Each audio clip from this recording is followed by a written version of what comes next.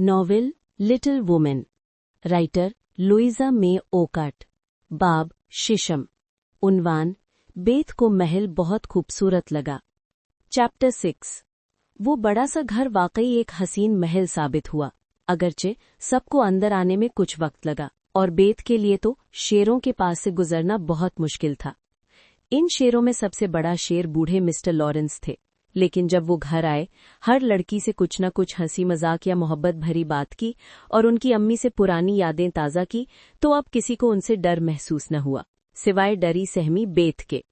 दूसरा शेर ये हकीकत थी कि वो सब गरीब थे और लारी बहुत अमीर, और यही बात उन्हें एहसान कबूल करने में हिचकिचाहट दिलाती थी, क्योंकि वो बदले में कुछ नहीं दे सकते थे। मगर जल्द ही उन्होंने जान लिया कि लारी तो उल्टा खुद को उनका एहसानमंद समझता है और ये दिखाने के लिए हर मुमकिन कोशिश करता है कि वो मिसेस मार्च की माँ जैसी शफकत, उनकी खुशगवार महफिल और उस सादा से घर में मिलने वाले सुकून के लिए कितना शुक्रगुजार है। यूं कुछ ही दिनों में सबकी झिझक दूर हो गए और उन्होंने बिना सोचे समझे एक दूसरे के साथ मोहब्बत और खैर सगाली बांटना शुरू कर दिया। उस वक्त के आसपास बहुत सी खुशगवार बातें हुईं, क्योंकि ये नई दोस्ती बहार की घास की तरह तेजी से परवान चढ़ी।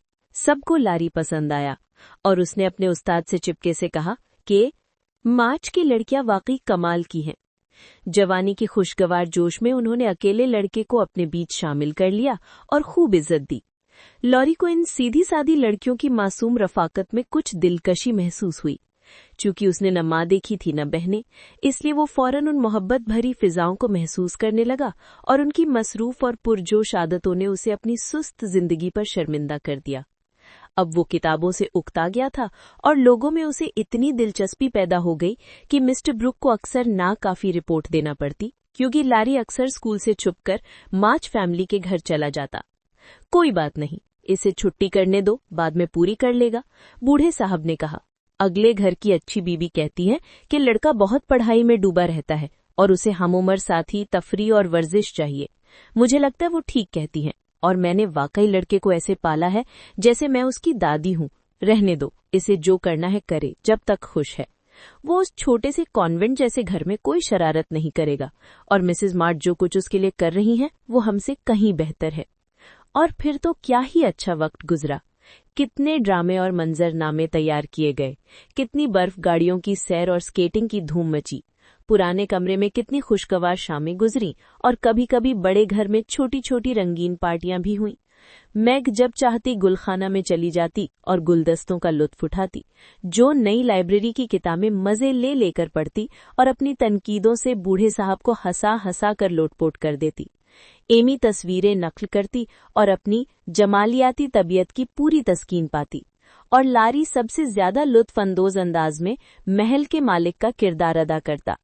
लेकिन बेथ अगरचे उस शानदार पियानो के लिए तड़पती थी, फिर भी हिम्मत न कर सकी कि खुशियों के महल में जाए, जैसा कि मैग उसे कहा करती थी। वो एक बार जो के साथ गई थी, मगर क्योंकि बूढ़े मिस्टर लॉरेंस उसकी झिझक और कमजोरी का इल्म ना रखते थे, तो उन्होंने अपनी भारी भूरी भौंवों के नीचे से उसे घूर कर देखा और जोर से है कहा। इस पर बेथ इतनी खौफजदा हो गई कि उसके पांव फर्श पर कांपने लगे। उसने ये बात माँ को भी न बताई और भागते हुए घर आकर कहने लगी कि वो अब कभी नहा नहीं जाएगी, चाहे वो प्यारा पियानो ही क्यों न हो। न किसी की मिन्नत समाजत, न किसी लालच ने उसके दिल से डर निकाला। फिर किसी न किसी तरह ये बात मिस्टर लॉरेंस तक पहुंच गई और उन्होंने खुद ही मामला दुरुस्त करने की सोची। एक दिन जब वो मुख्तसर सी मुलाकात के लिए आए, तो निहायत होशियारी से बातों का रुख मौसीकी की तरफ मोड़ दिया। वो बड़े बड़े गलुकारों का जिक्र करने लगे जिन्हें उन्होंने सुना था, शानदार ऑर्गन्स के बारे में बताने लगे जो उन्होंने सुने थे, और इतनी दिलकश कहानियां सुनाई कि बेथ के लिए अपनी कोने वाली जगह पर बैठे रहना नामुमकिन हो गया। वो जैसे जादू के असर में आई हो, आहिस्ता आहिस्ता उनके करीब आती गई, कुर्सी के पीछे आकर रुक गई और सुनने लगी। उसकी आंखें पूरी खुली थीं और गैर मामूली जोश से उसके गाल सुर्ख हो गए। मिस्टर लॉरेंस ने उसकी तरफ जरा भी तवज्जो न दी, जैसे वो कोई मक्खी हो, और लारी के सबको और उस्तादों पर बात करते रहे। फिर जैसे अचानक ख्याल आया हो, उन्होंने मिसेस मार्च से कहा, लड़का अब मौसीकी को नजरअंदाज करने लगा है और मुझे खुशी है, क्योंकि वो इसमें कुछ ज्यादा ही मगन हो गया था। लेकिन पियानो इस्तेमाल न होने से खराब हो रहा है। क्यों ना आपकी बच्चियों में से कोई कभी आकर इस पर मश्क कर ले, ताकि उसका सुर कायम रहे। इस वक्त जो और मैग उस वक्त को याद करके हंस रहे थे, क्योंकि लारी ने शायरी से एक इस्तिला बांटते हुए बिठाया था जब वे दूसरे दिन वहां गए थे। बेथ एक कदम आगे बढ़ी और अपने हाथों को जोर से दबा लिया ताकि तालियां न बजा दे, क्योंकि ये लालच तो नाकाबिले बर्दाश्त था और उस शानदार साज पर मश्क करने का ख्याल उसकी सांसें रोक देने के लिए काफी था। इससे पहले कि मिसेस मार्च कुछ जवाब देती, मिस्टर लॉरेंस ने एक हल्की सी मुस्कुराहट और अजीब से इशारे के साथ मजीद कहा, उन्हें किसी को देखने या बात करने की जरूरत नहीं, जब चाहे आ जाए। मैं तो घर के दूसरे कोने में अपने मुताल्ला खाने में बंद रहता हूँ। लॉरी बराह रात वहां से फेंका खाता है और मुझे खुशी है क्योंकि वो इसमें कुछ ज्यादा ही मगन हो गया था। लेकिन पियानो इस्तेमाल ना होने से खराब हो रहा है। क्यों ना आपकी बच्चियों में से कोई कभी आकर इस पर मश्क कर ले ताकि उसका सुर कायम रहे। इससे पहले कि मिसेस मार्च कुछ जवाब देती, मिस्टर लॉरेंस ने एक हल्की सी मुस्कुराहट और अजीब से इशारे के साथ मजीद कहा, उन्हें किसी को देखने या बात करने की जरूरत नहीं, जब चाहे आ जाए। मैं तो घर के दूसरे कोने में अपने मुताल्ला खाने में बंद रहता हूँ। लॉरी बराह रात वहां से फेंका खाता है और मुझे खुशी है क्योंकि वो इसमें कुछ ज्यादा ही मगन हो गया था। मगर लॉरी बराह रात वहां से फेंका खाता है और मुझे खुशी है क्योंकि वो इसमें कुछ ज्यादा ही मगन हो गया था। लेकिन पियानो इस्तेमाल न होने से खराब हो रहा है। क्यों ना आपकी बच्चियों में से कोई आकर इस पर मश्क कर ले ताकि उसका सुर कायम रहे। इससे पहले कि मिसेस मार्च कुछ जवाब देती, मिस्टर लॉरेंस ने एक हल्की सी मुस्कुराहट और अजीब से इशारे के साथ मजीद कहा, उन्हें किसी को देखने या बात करने की जरूरत नहीं, जब चाहे आ जाए। मैं तो घर के दूसरे कोने में अपने मुताल्ला खाने में बंद रहता हूँ। लॉरी ज्यादातर बाहर होता है और 9 बजे के बाद नौकर भी ड्राइंग रूम के पास नहीं फटकते। ये कहकर वो उठने लगे जैसे जाने वाले हों और बेथ ने पक्का इरादा कर लिया कि अब वो बोलेगी, क्योंकि ये इंतजाम तो कमाल का था और इसमें कोई कमी न थी।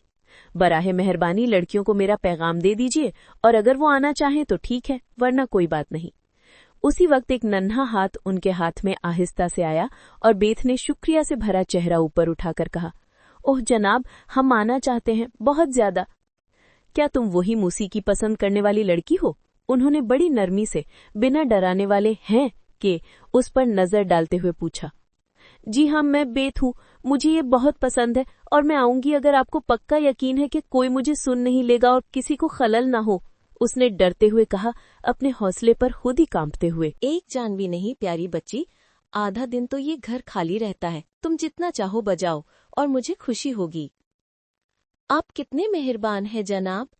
दोस्ताना नजर के नीचे बेथ के गाल गुलाब की तरह सुर्ख हो गए, लेकिन अब वो खौफजदा ना थी। उसने शुक्रिया के तौर पर उनका हाथ जोर से दबाया, क्योंकि उस कीमती तोहफे के लिए उसके पास अल्फाज ना थे।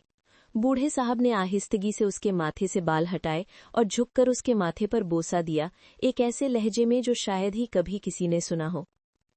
एक बार मेरी भी एक छोटी बेटी थी, जिनकी आंखें बिल्कुल ऐसी ही थीं। खुदा तुम्हें अपनी हिफाजत में रखे मेरी प्यारी। खुदा हाफिज बीबी। ये कहकर वो बड़ी जल्दी में वहां से चले गए। बेथ ने मां के साथ अपनी खुशी का इजहार किया और फिर दौड़ती हुई ऊपर गई ताकि अपनी बहनों को ये शानदार खबर दे जो उस वक्त घर पर ना थीं। उस शाम वो कितनी खुशी से गाती रही और सब उस पर हंसे। जब रात को उसने नींद में एमी के चेहरे पर पियानो बजाने की नकल की और एमी की नींद खराब कर दी। अगले दिन जब उसने देखा कि दोनों, बूढ़े साहब और नौजवान साहब, घर पर नहीं हैं, तो बेथ ने 2-3 बार हिम्मत जमा करने के बाद चुपके से पिछले दरवाजे से अंदर कदम रखा और दबे पांव चूहे की तरह ड्राइंग रूम में पहुंच गई, जहां उसका महबूब पियानो रखा था। बिल्कुल इत्तेफाक से वहां कुछ आसान और खूबसूरत धुनें पियानो पर रखी थीं। बेथ ने कांपते हाथों और बार बार रुक कर सुनने और इधर-उधर देखने के बावजूद आखिरकार उस अजीम साज को छू लिया और फिर वो अपने खौफ, अपनी झिझक और सब कुछ भूल गई, सिवाय उस नाकाबिले बयान सरशारी के जो मौसीकी ने उसे दी, क्योंकि वो आवाज उसे किसी महबूब दोस्त की पुकार जैसी लगी। वो वहां तब तक रही जब तक हेन्ना उसे खाने के लिए घर ले जाने न आ गई, मगर बेथ को भूख नहीं थी। वो बस सबको देखकर मुस्कुराती रही, एक अजीब सी खुशी में गुम। उसके बाद उसकी छोटी भूरी टोपी तकरीबन रोजाना ही बाढ़ के रास्ते खिसक जाती और बड़ा सा ड्राइंग रूम एक नादीदा मगर खुशनवा रूह से आबाद रहता, जो आती और चली जाती। बेथ को कभी खबर न हुई कि मिस्टर लॉरेंस अपने मुतालिया खाने का दरवाजा खोलकर पुरानी धुनें सुनने के लिए बैठ जाते थे। ना कभी उसने देखा कि लॉरी हॉल में पहरा देता ताकि नौकरों को करीब न आने दे। ना कभी उसे शक हुआ कि वो मश्क की किताबें और नए गीत जो उसे स्टैंड पर मिलते, दरअसल खास उसी के लिए रखवाए जाते थे। और जब मिस्टर लॉरेंस घर में मौसीकी की बात करते तो वो बस यही सोचती कि वो कितने मेहरबान हैं जो ऐसी बातें बताते हैं जो उसके लिए मददगार साबित होती। यूं वो दिल से लुत्फ अंदोज होती रही और उसे लगा कि जो ख्वाहिश उसे मिली थी वो वाकई उसकी तवक्कुआत के मुताबिक थी। शायद इसी शुक्रगुजारी के बाइस उसे एक और बड़ी नेमत भी मिली। बहरहाल वो दोनों की हकदार थी। माँ, मैं मिस्टर लॉरेंस के लिए जूते यानी स्लीपर बनने जा रही हूँ। वो मुझ पर इतने मेहरबान हैं कि मुझे उनका शुक्रिया अदा करना चाहिए और मैं किसी और तरह नहीं कर सकती। क्या मैं ऐसा कर सकती हूँ? बेथ ने उस यादगार मुलाकात के चंद हफ्ते बाद पूछा। हाँ प्यारी, ये उन्हें बहुत खुश करेगा और शुक्रिया अदा करने का खूबसूरत तरीका होगा। लड़कियां तुम्हारी मदद करेंगी और मैं इनके तैयार होने का खर्च दे दूंगी। मिसेस मार्च ने जवाब दिया, जो बेथ की फरमाइशें खास शौक से पूरी करती थीं क्योंकि वो बहुत कम अपने लिए कुछ मांगती थीं। मैग और जो के साथ कई संजीदा मशवरे के बाद डिजाइन मुंतखब किया गया, सामान खरीदा गया और जूतों पर काम शुरू हुआ। गहरे अर्गवानी कपड़े पर गंभीर लेकिन खुशगुजार बनूफशी फूल का डिजाइन मुनासिब और खूबसूरत करार दिया गया। बेथ सुबह शाम मेहनत से काम करती और मुश्किल हिस्सों में बहनों से थोड़ी मदद ले लेती। वो निहायत माहिर सुई धागा चलाने वाली थी, इसलिए ये जूते जल्द ही मुकम्मल हो गए, इससे पहले कि कोई भी अकता जाता। फिर उसने एक मुख्तसर सा सादा खत लिखा और लॉरी की मदद से एक सुबह खामोशी से ये जूते मिस्टर लॉरेंस के मुताल्ले टेबल पर रखवा दिए, इससे पहले कि वो जागते। जब ये दिलचस्प मरहला मुकम्मल हुआ तो बेथ बेचैनी से इंतजार करने लगी कि क्या रद्द अमल होगा। पूरा दिन और अगले दिन का कुछ हिस्सा गुजर गया मगर कोई जवाब न आया और वो डरने लगी कि कहीं उसने अपने चिड़चिड़े दोस्त को नाराज न कर दिया हो। दूसरे दिन की दोपहर वो एक छोटा सा काम निपटाने और अपनी बीमार गुड़िया जोएना को रोजाना की सैर कराने निकली। जब वापस आई और गली में दाखिल हुई तो उसने देखा कि 3 नहीं 4 सर ड्राइंग रूम की खिड़कियों से अंदर बाहर हो रहे हैं और जैसे ही उन्होंने बेथ को देखा कई हाथ लहराने लगे और कई खुशी भरी आवाजें चीखीं। ये खत आया है बूढ़े साहब का, जल्दी आओ और पढ़ो। ओ बेथ, उसने तुम्हें भेजा है। एमी ने गैर मामूली जोश से हाथ हिलाते हुए कहना शुरू किया मगर वो कुछ और न कह सकी क्योंकि जो ने खिड़की जोर से बंद कर दी और उसे चुप करा दिया। बेथ बेकरारी और जोश में तेजी से अंदर आई। दरवाजे पर ही उसकी बहनों ने उसे पकड़ लिया और फातिहाना जुलूस की तरह उसे ड्राइंग रूम में ले गईं। सब उंगलियां उठाकर एक ही दक्त में कहने लगी, देखो देखो। बेथ ने देखा और खुशी और हैरत से उसका चेहरा जर्द पड़ गया क्योंकि वहां एक छोटा सा कैबिनेट पियानो रखा था जिसके चमकदार ढक्कन पर एक खत रखा था जो बिल्कुल साइनबोर्ड की तरह लिखा था, मिस एलिजाबेथ मार्च के लिए। मेरे लिए? बेथ ने हाँपते हुए कहा, जो को थामकर कड़ी रही जैसे फौरन गिर जाएगी क्योंकि ये सब कुछ उसके लिए नाकाबिले यकीन था। हाँ, ये सब कुछ तुम्हारे लिए है मेरी प्यारी। क्या ये उसकी शान नहीं? क्या तुम्हें नहीं लगता कि वो दुनिया का सबसे प्यारा बूढ़ा आदमी है? ये देखो, इस खत में चाबी है। हमने खोला नहीं लेकिन हम मरे जा रहे हैं कि जाने वो क्या कहता है। जो ने कहा, अपनी बहन को गले लगाते हुए और खत उसके हाथ में देते हुए। तुम पढ़ो। मैं नहीं पढ़ सकती, मेरे दिल की हालत अजीब हो रही है। ओ ये कितना हसीन है, बेथ ने कहा और जो के एप्रन में मुंह छिपा लिया, अपने तोहफे से पूरी तरह मगलूब। जो ने कागज खोला और हंसने लगी क्योंकि पहले अल्फाज थे, मिस मार्च यानी मोहतरमा। कितना अच्छा लगता है, काश कोई मुझे भी ऐसे लिखे, एमी ने कहा जिसे पुराना तर्ज खिताब बहुत शानदार लगा। तुम्हारा दिया हुआ जूता मेरे जिंदगी के बेहतरीन जूतों में था। हार्टीज मेरा पसंदीदा फूल है और ये जूते हमेशा मुझे नर्म दिल वाले की याद दिलाएंगे। मैं अपने कर्ज उतारना पसंद करता हूँ, इसलिए मुझे यकीन है कि तुम इजाज़त दोगी कि बूढ़ा साहब तुम्हें वो चीज़ भेजे जो एक नन्ही पोती की थी जो वो खो चुके हैं। दिली शुक्रिया और नेक तमन्नाओं के साथ मैं हमेशा रहूँगा, तुम्हारा शुक्रगुजार दोस्त और आजिश खादिम जेम्स लॉरेंस। ये देखो बेथ, ये ऐसा एजाज़ है जिस पर फ़ख्र करना चाहिए। लॉरी ने मुझे बताया था कि मिस्टर लॉरेंस अपनी उस नन्ही बच्ची से कितनी मोहब्बत करते थे जो मर गई और किस तरह उन्होंने उसकी सारी छोटी छोटी चीज़ें संभाल कर रखी हैं। सोचो तो सही, उसने तुम्हें उसका पियानो दे दिया है। ये सब तुम्हारी बड़ी नीली आंखों और मौसीकी की मोहब्बत का नतीजा है। जो ने कहा बेथ को तसल्ली देने की कोशिश करते हुए, जो कांप रही थी और पहले कभी इतनी पुरजोश न हुई थी। देखो ये खूबसूरत चमदान रखने वाले स्टैंड्स और ये नफीस सब्ज रेशमी कपड़ा जिसके बीच में सुनहरी गुलाब बना है, और ये खूबसूरत स्टैंड और स्टूल सब मुकम्मल हैं। मैग ने साज को खोलकर उसकी खूबसूरती दिखाते हुए कहा, तुम्हारा आजिज़ खादिम जेम्स लॉरेंस। सोचो तो जरा कि उसने तुम्हें ऐसा लिखा है। मैं लड़कियों को बताऊंगी, वो इसे शानदार कहेंगी, एमी ने कहा, जो खत से बहुत मुतासिर हुई थी। छेड़ो इसे प्यारी, सुनाई तो जरा बेबी पियानो की आवाज, हन्ना ने कहा, जो हमेशा घर के गम और खुशियों में शरीक रहती थी। चुनाचे बैथ ने पियानो बजाया और सबने ऐलान किया कि ये सबसे नायाब और हसीन पियानो है जो उन्होंने कभी सुना है। वो जाहिर था कि नया ट्यून किया गया था और बेहतरीन हालत में रखा गया था, लेकिन सच पूछो तो असल कशिश उस खुशतरीन चेहरे में थी जो उस पर झुका हुआ था। जब बैथ मोहब्बत से उन खूबसूरत सियाह और सफ़ेद कीज को छू रही थी और रोशन पेडल्स दबा रही थी। तुम्हें जाकर उसका शुक्रिया अदा करना होगा, जो ने मजाक में कहा, क्योंकि ये सोच भी नहीं सकती थी कि बैथ वाकई ऐसा करेगी। हाँ, मैं वाकई जाऊंगी। मेरा ख्याल है कि मैं अभी ही चली जाऊं, इससे पहले कि ज्यादा सोचकर डर जाऊं। और अहले खाना की हैरत की इंतहा न रही जब बैथ बिल्कुल संजीदगी से बाग में उतरी, झाड़ी के रास्ते गुजरी और लॉरेंस के घर में दाखिल हो गई। अरे अगर मैं झूठ बोलूं तो मर जाऊं, ये तो सबसे अनोखी बात है जो मैंने देखी है। पियानो ने इसका दिमाग घुमा दिया है, ये कभी अपनी होशो हवास में वहां नहीं जाती, हन्ना ने कहा, जो हैरत से बैथ को जाते देख रही थी, और लड़कियां ये मंजर देखकर बिल्कुल दंग रह गईं। वो और भी ज्यादा हैरान होती अगर वो देख पाती कि बैथ ने आगे क्या किया। यकीन करो वो गई और मुताले के दरवाजे पर दस्तक दी, इससे पहले कि खुद को सोचने का वक्त देती। और जब एक भारी सी आवाज आई, अंदर आ जाओ, तो वो वाकई अंदर गई, सीधे मिस्टर लॉरेंस के पास, जो बिल्कुल हैरान रह गए। बैथ ने हाथ आगे बढ़ाया और हल्की सी कपकपाती आवाज में कहा, मैं आपका शुक्रिया अदा करने आई हूँ सर, आपने। लेकिन वो बात पूरी न कर सकी क्योंकि मिस्टर लॉरेंस का दोस्ताना चेहरा देखकर वो अपनी तकरीर भूल गई और सिर्फ ये याद रखते हुए कि वो अपनी नन्ही पोती को खो चुके हैं, उन्होंने दोनों बाजू उनकी गर्दन में डाल दिए और उन्हें चूम लिया। अगर अचानक मकान की छत उड़ जाती तो बूढ़ा साहब इससे ज्यादा हैरान न होते, लेकिन उन्हें ये बहुत पसंद आया। जी हाँ, बेहद पसंद आया। इस छोटी सी लव भरी चुंडी ने उनका सारा गुस्सा और सख्त मिजाज खत्म कर दिया। उन्होंने बैथ को अपनी गोद में बिठा लिया और अपना झुर्रीदार चेहरा उसके गुलाबी गाल से मिला दिया, जैसे उन्हें अपनी खोई हुई पोती वापस मिल गई हो। उस लम्हे से बैथ का खौफ खत्म हो गया और वो वहां ऐसे बैठी रही जैसे बरसों से उन्हें जानती है, क्योंकि मोहब्बत खौफ को खत्म करती है और गिरबानी गुरूर को शिकस्त देती है। जब वो घर वापस गई तो मिस्टर लॉरेंस खुद उसे दरवाजे तक छोड़ने आई, गर्म जोशी से हाथ मिलाया और टोपी को छूकर वापस लौट गए। इतने सीधे और शानदार लग रहे थे जैसे कोई वजी बूढ़ा फौजी अफसर। जब लड़कियों ने ये मंजर देखा तो जो खुशी से नाचने लगी। एमी हैरत से खिड़की से गिरने को थी और मैग ने हाथ उठाकर कहा, वाकई मुझे यकीन आ गया कि दुनिया खत्म होने वाली है। Thank you for your attention. Thank you. Novel Little Women, writer Louisa May Alcott, बाब 7, उन्वान एमी की जिल्लत की वादी।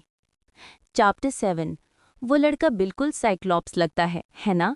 एमी ने एक दिन कहा जब लारी घोड़े पर दौड़ता हुआ गुजरा और जाते जाते कोड़े को फिजा में घुमाया। तुम्हें ये कहने की हिम्मत कैसे हुई जबकि उसकी दोनों आंखें हैं, और वो भी कितनी खूबसूरत? जो ने कहा, जो अपने दोस्त के बारे में कोई बात सुनना बर्दाश्त नहीं करती थी। मैंने उसकी आंखों के बारे में कुछ नहीं कहा, और मैं नहीं समझती कि तुम्हें इतना गुस्सा क्यों आ रहा है जबकि मैं उसकी सवारी की तारीफ कर रही हूँ। ओह मेरे खुदा, ये छोटी सी हंसिनी सेंटोर कहना चाहती थी और साइक्लॉप्स कह दिया, जो हंस हंस कर बोली। इतनी बदतमीज मत बनो, ये तो बस जबान की लग्जिश है, जैसे मिस्टर डेविस कहते हैं। एमी ने तुर्की ब तुर्की जवाब दिया और लातीनी जुमले से जो कुछ चुप करा दिया। काश मुझे वो थोड़े से पैसे मिल जाएं जो लारी इस घोड़े पर खर्च करता है, उसने आहिस्ता से कहा, मगर इस उम्मीद पर कि बहनें सुन ले। क्यों? मैग ने नरमी से पूछा, क्योंकि जो अभी भी एमी की दूसरी गलती पर हंस रही थी। मुझे उनकी बहुत ज़रूरत है, मैं बुरी तरह कर्ज में हूँ और 1 महीने तक मेरी बारी नहीं आएगी कि मुझे धज्जियों के पैसे मिले। कर्ज में एमी? तुम्हारा मतलब क्या है? मैग ने संजीदगी से कहा, अरे मैं कम से कम दर्जन भर अचार वाले नींबू की मकरूज हूँ और उन्हें अदा नहीं कर सकती जब तक मेरे पास पैसे ना हो, क्योंकि मार्मी ने दुकान पर उधार लेने से मना किया है। सब कुछ बताओ, क्या अब लीमू फैशन में है? पहले तो हम रबर के टुकड़ों को चुभाकर गेंदे बनाया करते थे, मैग ने अपनी हंसी दबाकर कहा, क्योंकि एमी बहुत संजीदा और अहम दिख रही थी। देखो लड़कियां हमेशा खरीदती रहती हैं, और अगर तुम नहीं खरीदो तो तुम्हें कंजूस समझा जाता है। अब तो कुछ नहीं, बस लींबू ही लींबू है। सब स्कूल टाइम में अपनी डेस्कों में बैठ के चूसते रहते हैं और फिर इन्हें पेंसिल, मोतियों की अंगूठी, कागज की गुड़िया या कुछ और के एवज बदल लेते हैं। अगर कोई लड़की किसी को पसंद करती है तो उसे 1 लींबू देती है, अगर नाराज हो तो उसके सामने खा जाती है और उसे 1 चोपड़ी भी नहीं देती। वो बारी बारी दावत देती हैं और मैंने बहुत सिखाए हैं, मगर बदले में नहीं दिए, और देने चाहिए क्योंकि ये इज्जत के कर्ज होते हैं। कितने पैसों से तुम्हारा कर्ज उतर जाएगा और तुम्हारी इज्जत बहाल हो जाएगी? मैग ने पर्स निकालते हुए पूछा। 1 क्वार्टर से ज्यादा हो जाएगा और कुछ सेंट्स बच जाएंगे जो तुम्हारे लिए दावत के काम आ सकते हैं। तुम्हें नींबू पसंद है ना? ज्यादा नहीं तो मेरा हिस्सा रख लो। ये लो पैसे, इन्हें जितना मुमकिन हो चलाओ क्योंकि ये बहुत ज्यादा नहीं है। ओ शुक्रिया, कितना मजा आता होगा जब किसी के पास जेब खर्च होता है। मैं जबरदस्त दावत करूंगी क्योंकि मैंने इस हफ्ते एक भी नींबू नहीं खाया। मुझे शर्म आती थी कि जब वापस नहीं दे सकती तो लूं, और अब तो मैं एक के लिए तरस रही हूं। अगले दिन एमी स्कूल में थोड़ी देर से पहुंची, पर वो ये खुशी न रोक सकी कि सबको दिखाए। फख्र से तरबतर एक नम कागजी पार्सल सबको दिखाया, फिर उसे अपनी मेज में छुपा लिया। कुछ ही देर में ये खबर फैल गई कि एमी मार्च के पास 24 मजेदार नींबू हैं। एक वो रास्ते में खा आई थी और वो सबको दावत देने वाली है। उसकी सहेलियों की तवज्जो उस पर इतनी बढ़ गई कि केटी ब्राउन ने फौरन उसे अपनी अगली पार्टी में बुलाया। मरी किंग्सली ने अपनी घड़ी उधार देने की जिद की और जेनी स्नो, जो तंजिया लड़की थी और एमी को नींबू ना होने पर चढ़ाती थी, फौरन दोस्ताना हो गई और रियाजी के कुछ मुश्किल सवालों के जवाब देने की पेशकश की। लेकिन एमी को जेनी स्नो के वो तकलीफदेह ताने याद थे जो उसने कहा था कि कुछ लोगों की नाकें इतनी चपटी नहीं होती कि दूसरों के नींबू ना सूंघ सके, और कुछ इतने घमंडी नहीं होते कि मांग ना सके। इसलिए एमी ने फौरन उसकी उम्मीदों पर पानी फेरते हुए कहा कि इतनी अचानक मेहरबान बनने की जरूरत नहीं, क्योंकि तुम्हें कुछ नहीं मिलेगा। उसी सुबह स्कूल में एक अहम मेहमान आया और एमी के खूबसूरत नक्शों की तारीफ की, जिस पर जेनी स्नो के दिल में जलन पैदा हुई और एमी ने फखरी अंदाज इख्तियार कर लिया। लेकिन अफसोस, गुरूर का अंजाम बुरा होता है और जेनी स्नो ने इंतकाम ले लिया। जैसे ही मेहमान ने रस्मी तारीफ करके रुखसत ली, जेनी ने एक अहम सवाल पूछने के बहाने मिस्टर डेविस को इत्तला दी कि एमी मार्च की मेज में अचार वाले नींबू हैं। अब मिस्टर डेविस ने ऐलान कर रखा था कि लाइम्स यानी खट्टे संतरे ममनुआ शय हैं, और गंभीर अंदाज में कसम खाई थी कि जो पहला व्यक्ति इस कानून के खिलाफ वर्जी करता पकड़ा गया, उसे वो सबके सामने सजा देंगे।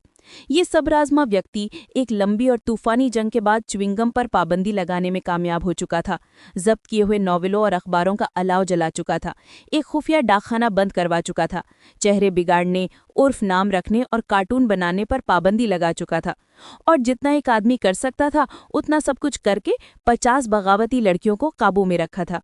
लड़के सब्र आजमा जरूर होते हैं, लेकिन लड़कियां इससे कहीं ज्यादा इम्तिहान लेती हैं, खास तौर पर ऐसे आसाबी मिजाज के हजरात के लिए जो आमिराना तबीयत के मालिक हों और जिन्हें पढ़ाने का हुनर जरा भी ना आता हो, जैसे डॉक्टर ब्लिम्बर। मिस्टर डेविस यूनानी, लातीनी, अलजेब्रा और हर किस्म के ओलॉजिस्ट जानते थे, इसीलिए उन्हें एक शानदार उस्ताद कहा जाता था, और आदाब, अखलाक, जज्बात और मिसालों को कोई खास अहमियत नहीं दी जाती थी। ये लम्हा एमी की शिकायत करने के लिए निहायत बदकिस्मत था, और जेनी ये बात अच्छी तरह जानती थी। मिस्टर डेविस ने गालिबन उस सुबह काफ़ी कुछ ज़्यादा ही पी ली थी। मशरक़ी हवा चल रही थी जो हमेशा उनकी आसाबी दर्द को बढ़ा देती थी, और शागिर्दों ने उन्हें वो इज़्ज़त नहीं दी थी जो वो समझते थे कि उनके हिस्से में आती है। लिहाजा अगर स्कूल की ज़बान इस्तेमाल करें तो वो एक चुड़ैल की तरह नर्वस और रीछ की तरह गुस्से में थे। लफ्ज़ नाइम्स बारूद पर चिंगारी साबित हुआ। उनका जर्द चेहरा सुर्ख हो गया और उन्होंने मेज़ पर ऐसे ज़ोर से हाथ मारा कि जेनी फ़ौरन अपनी नशिस्त पर जा बैठी। नौजवान ख़वातीन, ज़रा तवज्जो फरमाएं। इस सख्त हुक्म पर कमरे का शोर थम गया और 50 जोड़े नीली, सियाह, सुरमई और भूरी आंखों के उनके खौफनाक चेहरे पर जम गए। मिस मार्च, मेज़ तक आइए। एमी बज़ाहिर सुकून के साथ उठी, मगर दिल ही दिल में खौफ से दबी जा रही थी, क्योंकि लाइम्स का बोझ उसके ज़मीर पर भारी था। अपने डेस्क में जो लाइम्स हैं वो भी साथ लाइए। ये गैर मुतवक्के हुक्म आया जिसने उसे कुर्सी से उठने से पहले ही रोक दिया। सब मत ले जाना, उसके साथ वाली लड़की ने सरगोशी की जो बड़ी हाजिर दिमाग थी। एमी ने जल्दी से आधी दर्जन झाड़ी और बाकी लाइम्स मिस्टर डेविस के सामने रख दिए, इस उम्मीद में कि कोई भी इंसान जिसका दिल हो उस खुशबूदार खुशबू को सूंघ कर नर्म पड़ जाए। बदकिस्मती से मिस्टर डेविस को इस मशहूर अचार की खुशबू सख्त नापसंद थी, और ये कराहत उनके गुस्से में मजीद इजाफा कर गई। बस यही है? अभी नहीं, एमी ने हकलाया। फौरन बाकी भी ले आओ। अपने ग्रोह की तरफ मायूसी भरी नज़र डालकर वो हुक्म की तामील करने चली गई। यकीन है कि अब और नहीं है? मैं कभी झूठ नहीं बोलती सर। मैं देख रहा हूँ। अब इन घिनौनी चीज़ों को दो दो करके खिड़की से बाहर फेंको। कमरे में एक साथ आह भरी गई, जैसे उम्मीद का आखिरी चिराग बुझ गया हो और उनके ख्वाबीदा दावत के लुक़मे उनके मुंह से छीन लिए गए हों। शर्म और गुस्से से सुर्ख होती हुई एमी ने 6 बार खौफनाक चक्कर लगाए, और जैसे जैसे वो मोटे रसीले लाइम्स अपनी नापसंदीदा हथीली से बाहर फेंकती गई, गली से आने वाली खुशी की आवाज़ों ने लड़कियों की अजियत को और बढ़ा दिया, क्योंकि वो जानती थी कि अब उनके दुश्मन छोटे आयरिश बच्चे उनका जश्न मना रहे हैं। ये तो हद हो गई। सब लड़कियों ने गुस्से या इल्तिजा भरी नज़रों से मिस्टर डेविस की तरफ देखा और एक जज्बाती लाइम्स की शौकीन लड़की तो रो ही पड़ी। जब एमी अपना आखिरी चक्कर लगाकर वापस आई तो मिस्टर डेविस ने निहायत संजीदगी से गला खंकारा और कहा, नौजवान खवातीन, तुम्हें याद होगा कि मैंने तुम्हें एक हफ्ते पहले क्या कहा था। मुझे अफसोस है कि ऐसा हुआ, लेकिन मैं अपने काबानीन के खिलाफ वर्जी कभी बर्दाश्त नहीं करता और ना ही कभी अपना वादा तोड़ता हूँ। मिस मार्च, अपना हाथ आगे कीजिए। एमी चौंकी और दोनों हाथ पीछे करके मिन्नत भरे अंदाज में उनकी तरफ देखने लगी, जो उसकी ज़बान से अदा ना हो सका। वो ओल्ड गिविस की कुछ पसंदीदा शागिर्दों में से थी और मेरा पीजी ख्याल है कि वो अपना वादा तोड़ देते अगर एक ज़िद्दी लड़की ने हल्की सी सीटी मारकर एहतजाज न किया होता। ये मामूली सी सीटी भी गुस्से में भरे उस्ताद के लिए नाकाबिले बर्दाश्त थी और इसने एमी की किस्मत पर मुहर लगा दी। अपना हाथ आगे कीजिए मिस मार्च। उसकी खामोश इल्तिजा का यही जवाब मिला। रोने या मिन्नत समाजत करने की बजाय एमी ने दांत पीछे, सर अकड़ा कर पीछे कर ली और बिना पे अपनी नन्ही हथेली पर पड़ने वाली कई जलन भरी चोटें सह ली। वो ना तो बहुत ज्यादा थीं और ना ही ज्यादा जोर से लगी थी, लेकिन इससे एमी के लिए कोई फर्क नहीं पड़ा। अपनी जिंदगी में पहली बार उसे मार पड़ी थी और उसकी नज़र में यह इतनी बड़ी रुसवाई थी जैसे किसी ने उसे गिरा दिया हो। अब तुम वक्फे तक इस प्लेटफॉर्म पर खड़ी रहोगी, मिस्टर डेविस ने कहा। वो पुख्ता इरादा कर चुके थे कि जब काम शुरू किया है तो उसे मुकम्मल ही करेंगे। ये बात खौफनाक थी। अपनी नशिस्त पर जाना भी काफ़ी बुरा लगता, जहां दोस्तों के तर्स खाते चेहरे और दुश्मनों के मुतमईन चेहरे नजर आते, लेकिन पूरी जमात के सामने इस ताज़ा शर्मिंदगी के साथ खड़ा होना नामुमकिन सा लग रहा था। एक लम्हे को तो यूं महसूस हुआ कि वो वहीं गिर जाए और रोते रोते दिल ही टूट जाए, मगर अपनी बेइज्जती का तल्ख एहसास और जेनी स्नो का ख्याल उसके हौसले का सहारा बन गया। उसने वो जिल्लत भरी जगह संभाली, अपनी नज़रें चूल्हे की नाली पर जमा दी जो अब चेहरों के समुंदर के ऊपर खड़ी महसूस हो रही थी, और इस कदर साकित और पीली खड़ी रही कि बाकी लड़कियों के लिए पढ़ाई करना मुश्किल हो गया। अगले 15 मिनट उस नाजुक और हसास बच्ची पर ऐसी शर्मिंदगी और अजियत बनकर गुजरे जो वो कभी न भूलेगी। दूसरों को ये वाकई हंसी मजाक या मामूली लग सकता था, मगर इसके लिए बहुत बड़ा सदमा था। 12 साल की जिंदगी में उसे हमेशा प्यार से समझाया गया था, किसी ने उस पर ऐसी चोट पहले कभी नहीं लगाई थी। हाथ का दर्द और दिल की तकलीफ भूलकर वो सिर्फ यही सोचती रही कि अब मुझे घर जाकर सबको बताना होगा और वो मुझसे बहुत मायूस होंगे। ये 15 मिनट उसे 1 घंटे जितने लगे, मगर आखिरकार खत्म हुए और वक्फा का लफ्ज उसने जिंदगी में पहली बार इतना खुशाइन पाया। तुम जा सकती हो मिस मार्च, मिस्टर डेविस ने कहा, जो खुद भी कुछ बेआराम नजर आ रहे थे। एमी ने जो पुरमुलामत निगाह उन पर डाली वो जल्द नहीं भूले। एमी ने किसी से कुछ कहे बगैर सीधी कमरे के अंदर जाकर अपनी चीजें उठाईं और जगह को हमेशा के लिए छोड़ दिया, जैसा कि उसने दिल ही दिल में गुस्से से ऐलान किया। घर पहुंची तो वो बहुत परेशान थी और जब बड़ी बहनें कुछ देर बाद आईं तो फौरन एक गुस्से भरी मजलिस मुनक्किद हुई। मिसेस मार्च ने ज्यादा कुछ ना कहा, मगर चेहरे से फिक्र नुमायां थी और अपनी छोटी बेटी को निहायत नरमी से तसल्ली दी। मैग ने जिल्लतज़दा हाथ को ग्लिसरीन और आंसुओं से धोया। बीत को लगा कि उसके महबूब बिल्ली के बच्चे भी ऐसे गम का इलाज न कर सकेंगे। जो ने गुस्से में आकर कहा कि मिस्टर डेविस को फौरन गिरफ्तार कर लेना चाहिए, और हन्ना ने इस बदकिरदार को मुट्ठी दिखाई और आलू ऐसे जोश से कूटने लगी जैसे वो उसी को पीस रही हो। एमी के भाग जाने पर स्कूल में कोई खास बात न हुई, सिवाय इसके कि उसकी हमजमात लड़कियों ने नोट किया कि मिस्टर डेविस दोपहर में बहुत नर्म और गैर मामूली तौर पर घबराए हुए दिखाई दिए। स्कूल खत्म होने से ज़रा पहले जो वहाँ आई, चेहरे पर सख्त तासुरात लिए वो मेज़ तक गई, माँ का खत दिया, एमी की चीज़ें जमा की और जाते हुए एहतियात से अपने जूतों की कीचड़ दरवाजे के पायदान पर रगड़ दी, जैसे जगह का गुबार अपने कदमों से झाड़ रही हो। हाँ, तुम स्कूल से छुट्टियां ले सकती हो, लेकिन मैं चाहती हूँ कि तुम रोज़ थोड़ा सा बेथ के साथ पढ़ाई करो, उस शाम मिसेस मार्च ने कहा। मुझे जिस्मानी सज़ा देना पसंद नहीं, ख़ासतौर पर लड़कियों को। मुझे मिस्टर डेविस का पढ़ाने का तरीका अच्छा नहीं लगता, और मुझे नहीं लगता कि वो लड़कियां जिनके साथ तुम वक्त गुजारती हो तुम पर अच्छा असर डाल रही हैं। इसलिए मैं तुम्हें कहीं और भेजने से पहले तुम्हारे वालिद से मशवरा लूँगी। ये तो बहुत अच्छा है। काश सारी लड़कियां स्कूल छोड़ दें और उसका पुराना स्कूल बर्बाद हो जाए। उन मज़ेदार लाइन्स के बारे में सोचना ही पागल कर देता है। एमी ने एक शहीदाना अंदाज में आह भरी। मुझे तुम्हारे लाइम्स के ज़ाया होने का अफसोस नहीं, क्योंकि तुमने कायदा तोड़ा था और नाफरमानी की सज़ा तुम्हें मिलनी चाहिए थी, मिसेस मार्च ने सख्त लहजे में कहा। ये सुनकर एमी को मायूसी हुई, क्योंकि वो सिर्फ हमदर्दी की तवक्को कर रही थी। क्या आपका मतलब है कि आप खुश हैं कि मुझे पूरे स्कूल के सामने जलील होना पड़ा? एमी ने चीख कर कहा। मैंने ये तरीका गलती सुधारने के लिए ना चुना होता, लेकिन मुझे यकीन नहीं कि ये तुम्हारे लिए किसी नर्म तरीके से ज्यादा फायदेमंद साबित न हो। तुम कुछ गुरूर करने लगी हो मेरी प्यारी, और अब वक्त आ गया है कि इसे ठीक किया जाए।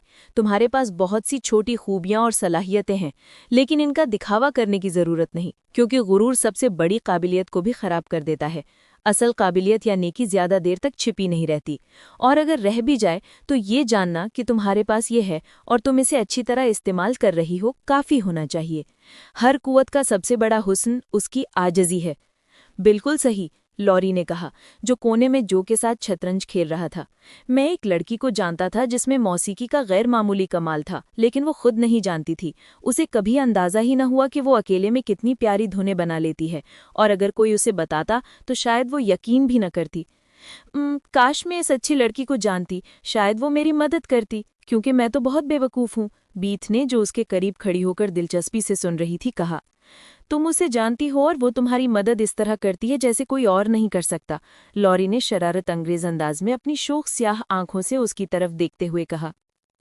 बीथ फौरन शर्मा गई, उसका चेहरा लाल हो गया और उसने सोफे के कुशन में मुंह छुपा लिया। इस गैर मुतवक्का इंकशाफ से मुकम्मल तौर पर घबरा गई।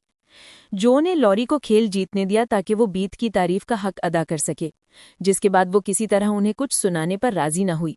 लॉरी ने खुद ही अपनी पूरी कोशिश की और बड़ी खुशी से गाया, क्योंकि मार्च फैमिली के साथ वो शाज़ो नादिर ही अपनी उदास तबीयत जाहिर करता था। जब वो चला गया तो एमी, जो सारी शाम खामोश और सोच में डूबी रही थी, अचानक बोली जैसे किसी नए ख्याल में मसरूफ हो, क्या लॉरी एक मुहज़्ज़ब और बासलाहियत लड़का है? हाँ, उसने बेहतरीन तालीम हासिल की है और उसमें बहुत सी सलाहियतें हैं। अगर ज़रूरत से ज़्यादा लाड ना किया गया तो वो एक शानदार आदमी बनेगा। और वो गुरूर तो नहीं है ना? एमी ने पूछा। बिल्कुल भी नहीं, यही वजह है कि वो इतना दिलकश है और हम सब उसे इतना पसंद करते हैं। समझ गई, अच्छा है कि इंसान में काबिलियत और सलीका हो, लेकिन दिखावा ना करे या गुरूर में ना आए, एमी ने सोचते हुए कहा। ये चीज़ें हमेशा इंसान के अंदाज और गुफ्तगू से जाहिर हो जाती हैं अगर इन्हें आजिज़ी से इस्तेमाल किया जाए, लेकिन इन्हें नुमाया करने की ज़रूरत नहीं, मिसेस मार्च ने कहा। बिल्कुल वैसे ही जैसे ये मुनासिब नहीं कि तुम अपने सारे टोपी, कपड़े और रिबन एक साथ पहन लो ताकि लोग जान सकें कि तुम्हारे पास सब कुछ है, जो ने इजाफा किया, और यूं ये नसीहत एक कह कहे पर ख़त्म हुई। Thank you for your attention.